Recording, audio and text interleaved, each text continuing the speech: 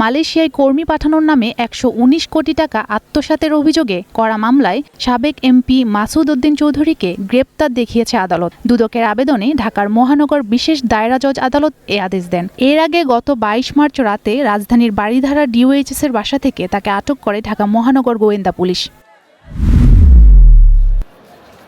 Magnet pillar ও জিনের বাদশার প্রলোভন দেখিয়ে এক ব্যবসায়ীর ৩৫ কোটি টাকার সম্পদ হাতিয়ে নেওয়ার অভিযোগে এক প্রক্সি আসামির ৩ দিনের রিমান্ড মঞ্জুর করেছে আদালত। প্রতারণার মামলায় বোনের হয়ে আত্মসমর্পণ করায় সোমবার ঢাকার মেট্রোপলিটন ম্যাজিস্ট্রেট কামাল উদ্দিন এ আদেশ দেন।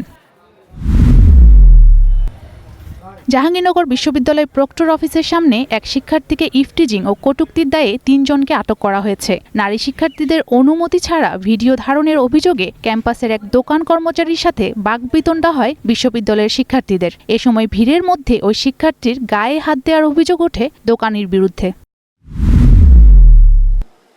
জাতীয় নির্বাচনের আগে ভারত ও আমেরিকার সাথে গোপন বৈঠকে ইসলামী আন্দোলনকে উগ্রবাদী জঙ্গি হিসেবে তকমা দিয়েছিল জামায়াত। রাজধানীর পুরানা পল্টনের কার্যালয়ে সাংবাদিকদের সাথে এক মতবিনিময় সভায় এমন অভিযোগ করেন দলটির আমির মুফতি সৈয়দ মোহাম্মদ রেজাউল করিম।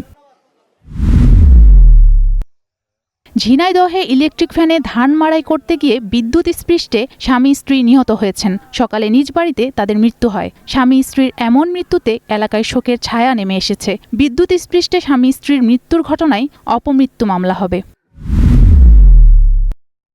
৩৩তম প্রতিষ্ঠাবার্ষিকী উদযাপন করেছে এনসিসি ব্যাংক। রবিবার ব্যাংকের প্রধান কার্যালয়ে কেক কেটে আয়োজন শুরু করেন চেয়ারম্যান মোহাম্মদ নুরুন নেওয়াজ সেলিম। ব্যবস্থাপনা পরিচালক এম শামসুল আরিফিনের সভাপতিত্বে আলোচনায় সভায় ব্যাংকের ভবিষ্যৎ পরিকল্পনা তুলে ধরা হয়। অনুষ্ঠানে ভাইস চেয়ারম্যান সহ প্রধান কার্যালয়ের বিভাগীয় প্রধানরা উপস্থিত ছিলেন।